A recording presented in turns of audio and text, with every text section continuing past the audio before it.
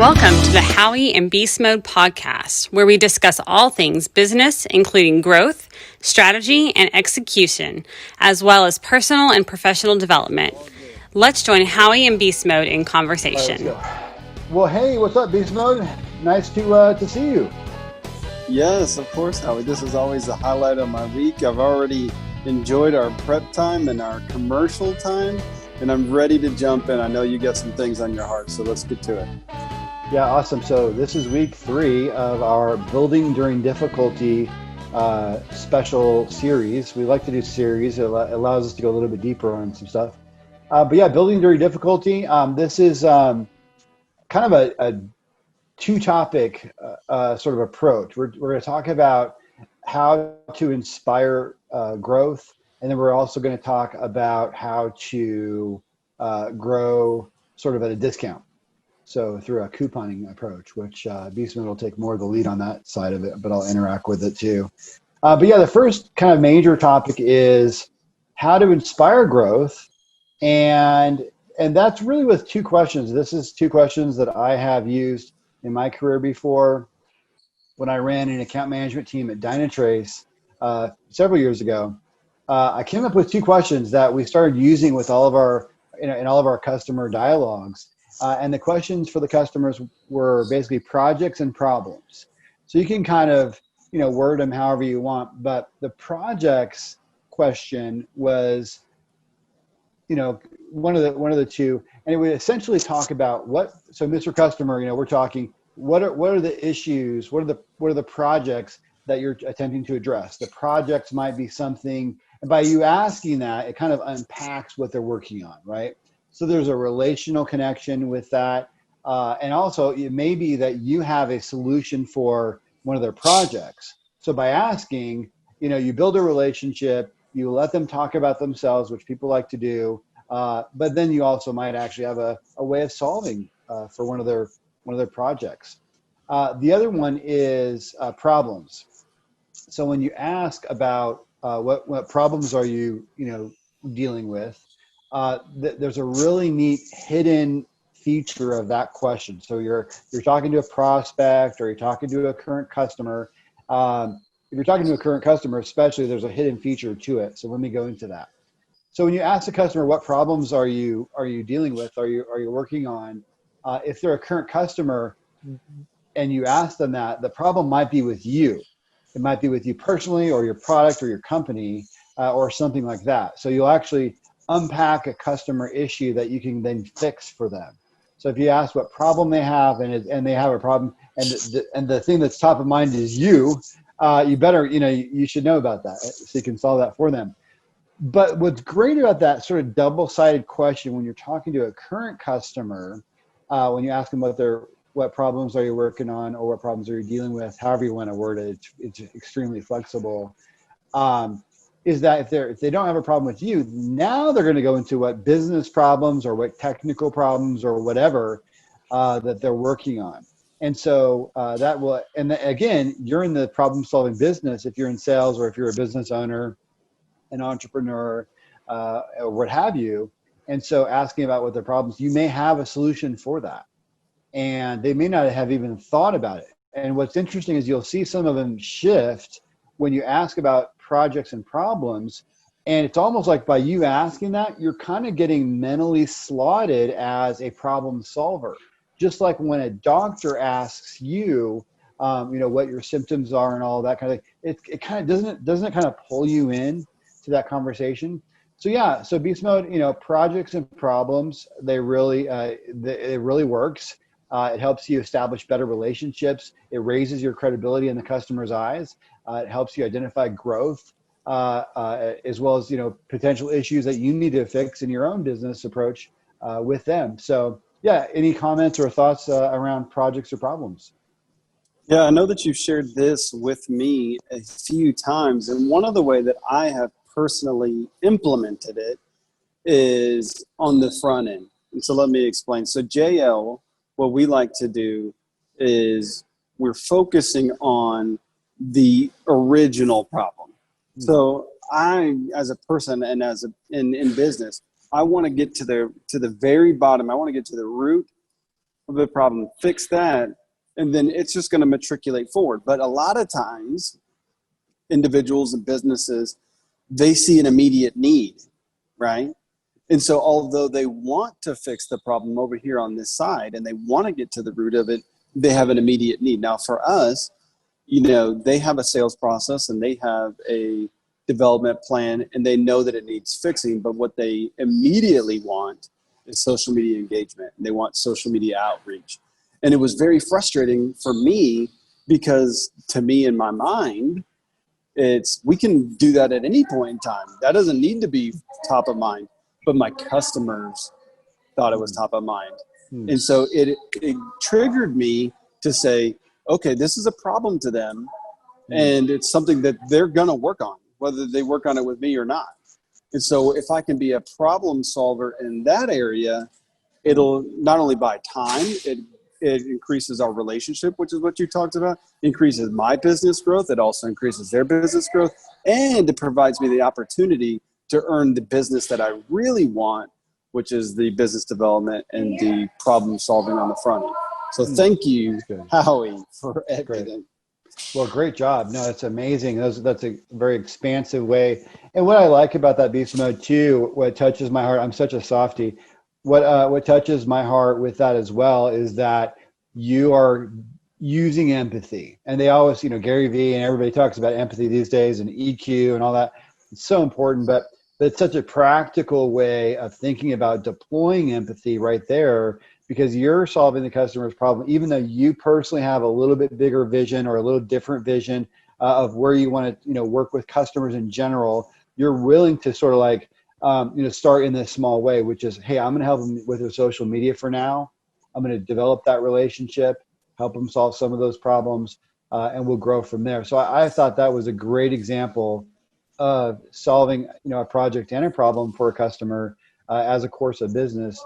And it's pretty inspiring, and it shows flexibility too. And you do kind of have to, and what you've been really good about is that you're listening to the market as well.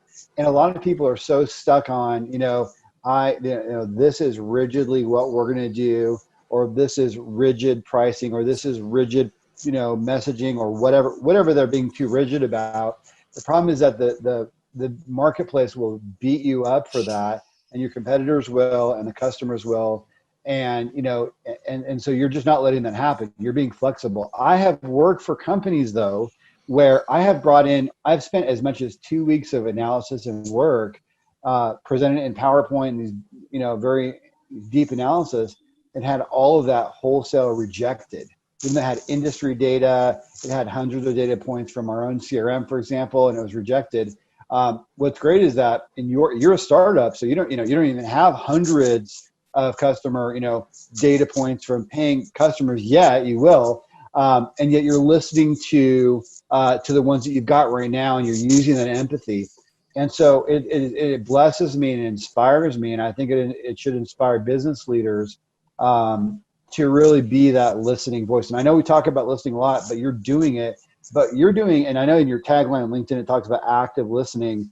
I mean, it's no mistake. I mean, you're literally deploying active listening and developing your business right now. Yeah, it's really, now I guess what I want to touch on is to follow up from that. So in my active listening, and I've had it the other way. I've had a customer who has voiced a complaint, whenever I've touched on projects and problems, and it allowed me to understand this connection's going to break, and it's okay, because we're not a good fit, and that's okay, because I don't need to win that customer back, because I'm not going to be able to perform at what they need, or the services that they're ultimately looking for. I can continue to provide what I'm providing, but what they're ultimately looking for, even if I think it's wrong, is not something that we want to do. Doesn't mean that we can't do it. It just means that, I'm not going to step outside and cross a boundary line. Social media engagement and branding is already inside of what we do. It's something that we would have covered. It's just not what I would have done first. And so for me, that is an easy thing to do, although it's frustrating, to be honest. But if somebody were to say, Jordan, I like everything you're saying, but what I really want you to do for me is I want you to build a CRM from scratch. I'm going to say, I think you need to go find somebody else for that. And then we can come back and we can work on something else. Because for me to take that on would be just wrong, and it would leave them disappointed. So that's good. What's a way that you've implemented? I know you've given me a couple examples, so I just want to toss it to you to share something positive or negative like I shared. Yeah, I mean, you kind of reminded me of something that I wanted to bring up, which is that, you're kind of modeling this by starting small with a customer. And there's a phrase, and it sounds real Christian and real spiritual. I don't know that it is. I think it's a business phrase, but it just sounds like a verse. But it's that do not and maybe, by the way, you may correct me and say, yeah, that's Genesis. I don't know. You're really great. You're a really great Bible guy. But there's something that I've heard that says, do not despise the day of small things, or do not despise the day of, small beginnings. And so that's kind of what you're modeling right there. And again, if it is a Bible verse, once again, guys, check out your Bibles. There's a lot of good stuff in there. But yeah, you know what? Starting small with the customer, asking what their project and problems are, and being willing to tackle a small deal. Now, in enterprise software, which is where I've spent my whole career, they have this concept called land and expand. It's totally that. So Beastmode is talking about this with you guys from a social media management perspective, from his business, and from a perspective of branding and marketing and business development. But what's great about that is, like, in my side of the world, which is enterprise software, it's the same message. They call it land and expand, but it's the same exact thing. So find a small way to solve a customer problem, and then you develop the trust from that, and then you can offer some more things to the customer once you've kind of proven yourself. So yeah, that's all I really had to add to that. I do want to touch base.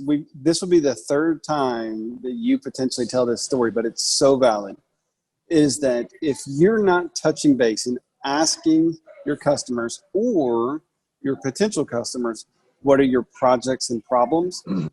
Somebody else is asking them. Okay. And they're going to fill that need. And so you have an example of that. I do. I've a strong friend of mine, one of my best friends, owns a commercial landscape company, and he does, mowing for some of the big cities around here. He has a lot of city government accounts, and he has some business accounts and some school accounts and all that. But I worked with him a few years ago, and then I worked with him again about a year ago. And what he was doing is they get a lot of lawn mowing business and trimming, but they also offer tree service. They also offer different kinds of chemical treatment, and then they also offer landscape construction. So he told me a story about, and I don't know if this is a real exact scenario or a concept, but maybe I'll share it with you as though it was an exact story. But he drove by a major city in Texas. I can't say which one because he really does have a large contract with them. But he drove by and he does all the mowing for them every week. And they had just built a new landscape construction, which would be valued at $45,000. And the city didn't even call them and let them bid on it. And that's because you may have solutions that your customers don't realize, they don't think of you for, right? So, and it's an adjacent solution. So for example, if Beastmode only ever sold social media enablement and helping you with your content, with your posts, and no one even knew that he could do full branding and related business development services, if he didn't get the word out occasionally and let people know about what he can do, then that business would go to somewhere else, and his core business could also be affected by that, because most likely his competitor does do the social media piece. So that's what I would kind of work with my friend on with the landscape, is like, we need to have a campaign to educate your customers on the other things that you do, because it's easier for them to stay with one vendor than to onboard another vendor and have another invoice and another relationship to manage, because there's overhead. It'd be better if they did their landscape construction and their tree service, for example, through the same people who do their mowing. That makes a lot of sense. And so, yeah, you could really lose out on opportunity. Thanks for bringing that up. When you have a cadence of calling your customers, asking about projects and asking about problems, it's in their best interest and yours to do that, because you'll be able to have that cross-selling conversation so they can work with fewer vendors, lower costs, and frankly, working with someone that they already trust and already know. So thanks for bringing that up. Yeah, of course. And we're going to move right along into what I think really correlates well. And so when you have your projects and your problems that you're not only you're asking your customers and potential clients, you should be internally asking these as well. And so whenever you're addressing these for a client or for yourself, one of the ways and that we are, and I'm saying we because me and Howie are both doing it right now, addressing our growth and fixing problems is through couponing. And it's exactly what it sounds like. The same way that you would coupon at a grocery store, we're couponing in business. And some of the platforms that we're enjoying trials or using partial services, well, I'm going to go through a list, and then me and Howie will just kind of wrap back and forth on them. Cool. We're using HubSpot, Plenty, Zoho, Hootsuite, If This, Then That, Zoom or Google Meets, Gmail, Kajabi, Seamless AI, Udemy are just a couple examples of what we're using to build a full business, but on a budget that's allowing us to prolong certain things. I think I said a comment earlier of you can have a full business, but not have a full budget or full expenses. And so, Howie, which one do you want to tackle first? That has a nice ring to it, actually. A full business without a full budget. That's a smart use of, kind of memory techniques to have that little consonation there. Yeah, I mean, we can just go from the top. So I think we can both just, touch on them real quick. I mean, HubSpot is one that we both are enjoying right now. Yes. The free version can go a pretty long way to help you. We think you'll probably go pretty far with that. We're still learning about it, but I can give it a strong recommendation. Actually, one of the features that I like a lot is that it does have an application marketplace. So Beastmode talked about Seamless, Seamless and other tools. Clinty, he talked about too. Those all have an app that work within HubSpot seamlessly and quite easily. So yeah, HubSpot's really good because it's kind of like Salesforce, but Salesforce doesn't have a free version, and so it can be your business CRM on a free basis. Just a little bit of configuration. I actually set mine up with no training, but there is training. In fact, Beastmode found a cool training today that maybe we'll put in the show comments on YouTube to let you guys check out that training. It was free, right? Yes. Yeah. Anyway, that's my perspective on HubSpot. I like it so far. I've probably been using it for about 5 weeks, maybe. Yeah. I've enjoyed my dealings with it. I'm probably 2 weeks into HubSpot. Although Howie probably has been asking me for 4 or 5 weeks, maybe longer than that, to get started. There is some startup grunt work. It's not like LinkedIn or Facebook where you're just loading contacts in. There is a little bit of effort, but it's totally worth it. Part of that the class, or what did you call it again for Udemy? The course. Yeah. The course. It's a free course with Udemy, Udemy. And there's a particular one that Howie and I are going to do later today or maybe tomorrow. It's about integrating HubSpot with Seamless AI and LinkedIn and how all those three can integrate together. And I've really enjoyed that aspect of it, of how even on the free version, there is some integration. They obviously tease you, and there's a lot of possibilities. So awesome. Yeah, give that one out, guys. And if you find one that you like better that's also free, let us know, and we're happy to maybe do like a little quick review of that. The next one is that if you're a business builder, an entrepreneur, or if you're in sales or real estate or any anything where you need to reach out to customers, we're really interested in automating that. Now, HubSpot has a sequencing capability that will automatically email for you based on templates that you create and timing that you set, so that you're not having to actually humanly send one after the other emails, which, as an entrepreneur, you'll probably get busy and that probably won't happen. So there's technologies out there such as Outreach and SalesLoft that are kind of the big enterprise, a little bit more expensive solutions, which, it's several $100s to onboard. And I know for Outreach, it's like $140 or $120 a month or something. So it's a little bit more money, but they're very, they're very functional solutions. But they can be a little harder to use too. I've used Outreach and it's great, but it does take a little bit of onboarding and technical know-how. So because of that, we were looking around and we found this app called Clenty. It's got a 14-day free trial. And after that, the month-to-month plan for the middle level of functionality is like $60 a month.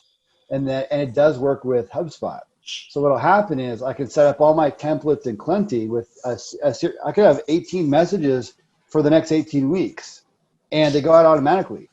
And all that activity gets written down to HubSpot, so I know what was sent, when it was sent, and it will also track when they're opened. And then it'll send that history also to HubSpot, so I can see everything in one place in HubSpot, but the execution vehicle, Clenty, is going on my behalf, even if I have hundreds of contacts. So I really like that approach. I like the thought process behind helping me sort of like mass personalize my prospecting outreach. I agree. I like the idea. I currently am doing a more personal approach just because I think that's more of my flavor and style. Although I do believe that they can merge. I think you can have personal flavor and style and be efficient and automate. So that's kind of something that I'm going down at the moment. I'm considering the options. The next one that we're going to get into is Zoho and Hootsuite. And so for Zoho is one that I currently use. It's for social media engagement and enablement. And so they have a 14-day trial, and it's full access to everything that they have. And then afterwards, which they allow 3 brands on that platform, and then that you can functionality with. Then after 14 days, it goes down to 1 brand and no sequencing, no planning. Basically, you're just using a very skeleton version. Still functional. It's just not as functional. Hootsuite has a 14-day trial. It's the full version that they do, but they have 8 brands that you can put on there. After the 14 days, it goes down to 3 brands. You can still schedule, but then they put a cap. Now, when you say brands, do you mean like companies, like a sort of like special? Is that what that means? Like, what do brands mean? Like when you say Hootsuite gives you a certain amount of free brands, what does that mean? So it'd be social media platforms. So for JL, I'll just use JL for example. So JL, we're on LinkedIn, Twitter, Facebook, and Instagram. So on their free version, I would have to leave one of my platforms off. Okay. Or, move it to something else, move it to Zoho or something like that. And really the purpose of it is the functionality of getting all my content lined up to see it all in advance, which is with Zoho, with Hootsuite, even on the free versions after the 14-day trial, you can load the content in so you can see what's coming in sequence. Like I said, with Zoho, there's just after the 14 days, you have to manually time your contact when it's sent, when it's loaded. With Hootsuite, they'll still allow it to be sent, but then they put a cap. I believe it's like 100 posts or 100 outbound engagements. And for some businesses, some brands, that's probably okay, especially if you just have Facebook or you just have Twitter or something like that. That's pretty interesting. I'm going to check that out for myself. I haven't checked that out one. What about IFTTT? Yeah, so if this, then that. So this is another tool that I use. It really creates an automation that works. And so even if I'm loading content into Hootsuite and Zoho, I actually use both of them just because they both have perks. So when I load my content, what it allows me to do is it allows me to pull, let's say, my YouTube channel, Howie Beastmode channel. So now when I load a Howie Beastmode video into YouTube, IFTTT automatically post it to our LinkedIn and to our Facebook account automatically. I don't have to do anything. That's amazing. And Seriously. so what it actually does, how you can use it even more effectively, if let's just say you're using Zoho on the free version, right? And you're only allowed one account. So I'm only allowed my Facebook page, right? So I can use my Facebook page. Now I can line up IFTTT and say, any Facebook post that I create or I schedule, post that automatically to LinkedIn. Then I say, okay, any LinkedIn post that I create, automatically post it to Twitter. Any Twitter post, automatically post it to Instagram. And then it just creates a domino chain reaction. Now, you do need to get the order right, because if you do it out, and you also need your content lined up too, right? You have to have, you have to write the post, you have to have your graphics. So there's a little bit of work, not a little bit. I mean, it's significant work if you're going to have a real social media presence. And I know you're a believer in the fact that, you can do paid postings, and that's an option, but there's a lot you can do if you just do frequent postings. Yeah, paid posting is, I could go on a large rant on why that's a negative. But yes, frequency of posting, being in front of your clients more frequently in a non-paid way is more beneficial because they're actually seeing your content. And you really only need them to see one item of content that speaks to them, and then they'll go back and look at all the rest of your content, as opposed to shoving one bit into their face. They may not even like that one, but you just paid for it to be there. We're talking about couponing, so for the segment, and we're getting pretty close on time. But I will say that I had some pretty good luck for under $200 with posting. I reached close to 7,000 people for a business experiment that I did back in April. So I think there's a place for posting. But right now, we're just not talking about that. We're talking about couponing, which is free or close to free. And the Clinty does have a small monthly charge. Gmail, or actually, hang on. So Zoom and Google Meet, I mean, obviously in a pandemic, we all, we're a little more familiar with that. But if you do have Gmail, you may have noticed that in G Calendar, that Google Meet is now free and it's integrated. In fact, it's probably kind of pushy. It's almost like they automatically insert that. But I think there's a Zoom add-on for Gmail. I'm not sure how that works. But I know our show is recorded on Zoom. Yes. So you're a little more knowledgeable. How is that going? Is it working pretty well? What's your thoughts? The Zoom capabilities have increased dramatically over the past 6 months. I think it works very well. The recording options, the quality is all well there. And especially if you're going to stay underneath the 40-minute time limit, then it's 100% free. So that's a huge benefit. And so just plan accordingly. It's so funny that I even know this. What I'm about to say, it cracks me up. I'm interviewing for a job right now that they actually do video monitoring. They do some other cool stuff too. But they actually have benchmarked Zoom versus Microsoft Teams and WebEx, and I don't know what else. Anyway, Zoom did have the best quality video, the best quality audio. So actually, you did a great job choosing this for our show, because it actually is, according to somebody who checks this stuff, it actually has far and away better quality. It was close on some other stuff where competitors were doing a nice job, kind of about even, but I think they were ahead on almost everything. So yeah, Zoom is really good. Google Meet is new. It wasn't in the study, and it's free as part of your GCal.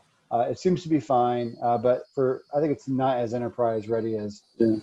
A lot of you guys are using Gmail. Go ahead. Oh, I was just saying, whenever we've used it 3-4 times, it was very cumbersome, at least on my end. Yeah. We didn't love that. Gmail, and so Gmail maybe goes without saying, but remember with Gmail, you not only can use you can use a custom domain. I've done that before in my past, so it's not free. It's there's a little bit of an investment there, but if you want your custom domain, it can be supported for a small monthly charge through your Gmail. Or if you're fine that it just says at gmail.com, then that's okay too. I know Yep, you nothing. use that extensively, so. Yeah, not for business, but I mean, I do use it. Yeah. There's a lot of functionality there, so definitely a good place to start. Kajabi is one because the HubSpot non-free. Once you get above the free, the first tier of HubSpot marketing and HubSpot sales is pretty cheap actually. But after that, it actually does get pretty expensive. In the sort of like the third tier and the hops above that are a lot more money. There's an interesting solution that I am going to be checking out called Kajabi, Kajabi, which it'll actually be your website, it'll be your analytics, it'll be your lead forms. So it can kind of be your whole web presence and lead generation presence. And I think it does even videos and cool stuff on there. And so I would recommend at least checking out Kajabi. And if we do a review on it or something, we'll let you know. And then Seamless, I guess I'll start and then you can talk about it as well. Seamless is really nice because it's kind of like Zoom Info that you guys might have heard of, or Discover.org or Lead IQ, which are all sources of contact information for selling. But Seamless, as far as I can tell, I seem to be on a free version, and I have decent access to the people that I've been looking for. Because right now I'm selling, but I'm kind of selling myself. That's my sales job and during the job search, Beastmode is in the entrepreneur mode.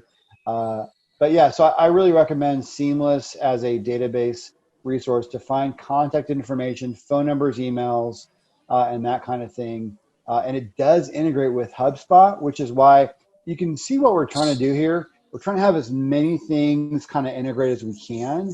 And Seamless is literally one click to add a contact from Seamless. And they have so many people in there down into HubSpot for me. So it's really good. Yeah, I've yet to use it, but I mean, just the testimonials you continue to give me, I'm looking forward to it. I think there's going to be some creative ways that I think JL utilizes it, but it's definitely something that we'll put in our tool bag. It's good. We had on our list to talk about LinkedIn. I think most of our users are active on that, but do you have any power tips on LinkedIn? What do you want to cover on that? It's just using the amount of knowledge, the amount of content that's on there is supreme. And so you don't have to run off. There's a lot of places that want to sell you leads, or they want to sell you a lot of things, and they're already right there.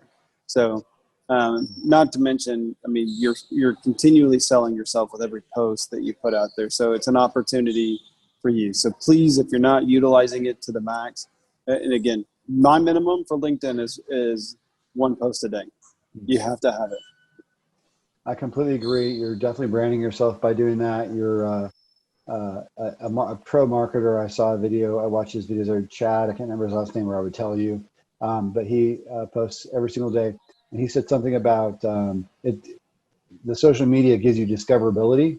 And that really rang true with me a lot, because people are finding me for my job search even due to the discoverability of LinkedIn. And in my last company, I actually got a lead from it. Didn't go anywhere, but I did get a lead from LinkedIn because of the discoverability of social media. So yeah, I highly recommend posting every day, once a day. It can be short. Also, while you're in there, go ahead and like something from somebody else, like several things, because that will boost your discoverability as well. The last one that we had on the list, we touched on it, but I think we should just spend a second on it before we wrap, which is Udemy. So what is Udemy?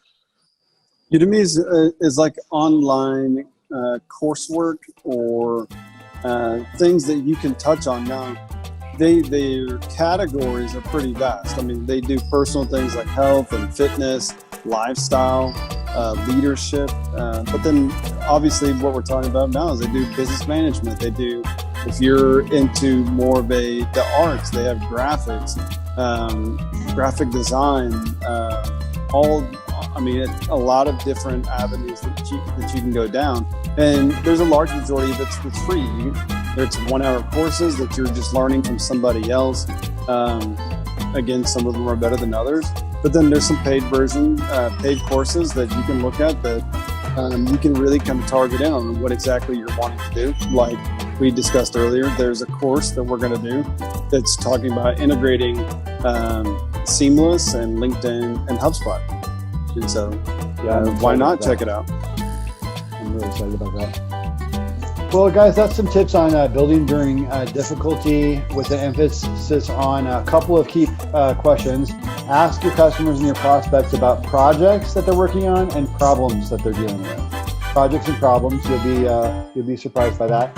And also couponing. We really listed a lot of things. I think we should probably in the show notes list those same apps. But yeah, thanks for hanging out with us. So Beastmode, where can they find us? Yeah, you can find us on YouTube and Audible, Spotify, iTunes. We're on Amazon Podcast, Google Podcast, and quite frankly, there's so many more that pop up every week that people are finding us on. So thank you for looking and for finding, sharing, and commenting. We really appreciate you guys.